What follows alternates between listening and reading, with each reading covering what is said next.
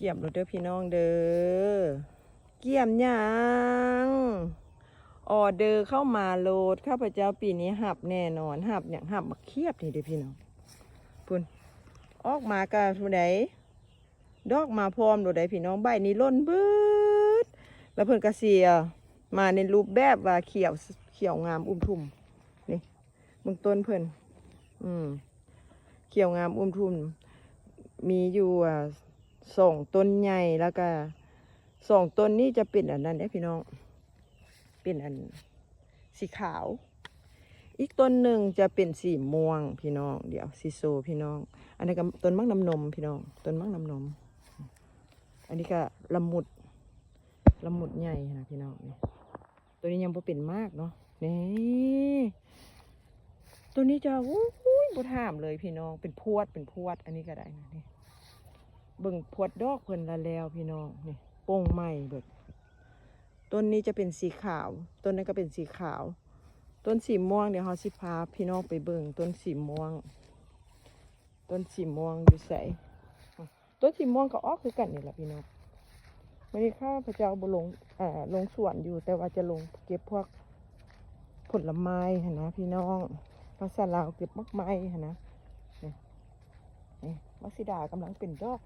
เต็มเป็นมากเต็มที่ได้ไปซื้ออันมาห่อนะพี่น้องนี่อะโวคาโดหันกะปีนี้ก็เป็นมากน้อยเดียวเนาะนี่พี่น้องไอ้นี่เขาเอิ้นว่าสีม่วงพี่น้องนี่สีม่วงไอ้นี่นะสีม่วง มึงไหมปงใบออกมาละแถมดอกมาพร้อมได้พี่น้องดอกกับใบเพิ่นมาน้ำกันนี่ดอกกับใบเพิ่นจะมาพร้อมกันนี่แต่ละปีเขาก็สิบุกเบิกเพิ่นเนาะขอดออกเบิดแล้วข้าพเจ้าก็ใส่ฝุ่นเบิดทุกอย่างแล้วก็ถมคืนบำรุงต้นนะพี่น้องบำรุงต้นให้เพิ่นค่ะนี่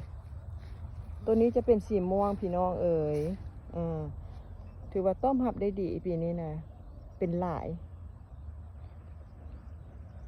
มากกันเคียบสีม่วงพี่น้องต้นนี้นะเป็นมะเคียบสีม่วงนะไอ้นี่ก็เป็นไอโวคาโดมะกอกน้ำกำลังเป็นดอกมักมีสีบัวมีสีบัวแล้วก็ไอโวคาโดนี่นะเพราะยังบ่อันเบิ่งถ้ารอเบิ่งมากเพิ่นเนาะว่าเพิ่นสิเป็นสีใดเนาะพี่น้องเนาะนี่ตัวนี้มันอยู่หน้าบ้านเขาเองเลยพี่น้องนี่อันนี้มักเกียงอันเมืองจีนแล้วก็ละมุดนี่พระเอกของเราละมุดต้นน้อยๆเป็นปีนี้30 หน่วยแล้วก็มะขามหวาน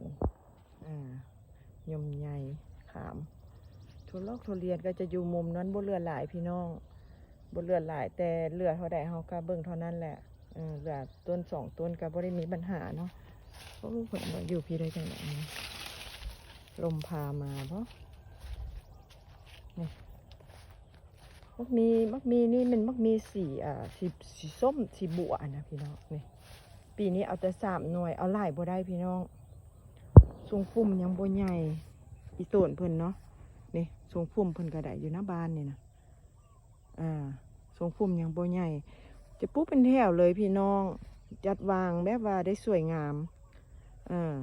นี่จะเป็นแถวของไผ่ของมันนะพี่น้องพวกข้าพเจ้าจะ4 เมตร6 เมตร8 เมตร